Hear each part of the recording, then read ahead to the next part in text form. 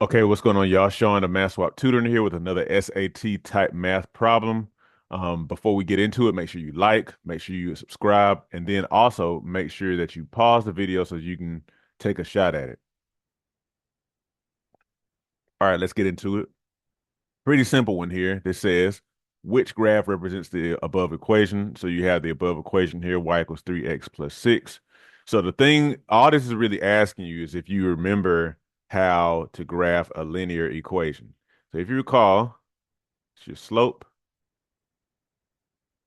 This is your y-intercept, or in other words, this is where your line crosses the y-axis. This is like again, the slope of your line, how it kind of like how it's where it's turned, what direction, and how sharply it's going up or down or whatever. And basically, you don't have to look at much here with these type of problems. Just make sure that the line crosses the y-axis at 6. Okay. So if you look at this here, 1, 2, 3, 4, 5, 6. This crosses at 6, and it does have a positive slope like this one. This crosses at 1, 2, 3. Okay. Now, if you're not careful and you mix them up, then you might be like, oh, there we go. But then another thing that shows that this is not the one is that it's a negative slope. So this doesn't have the right slope or y-intercept. The slope of this is correct.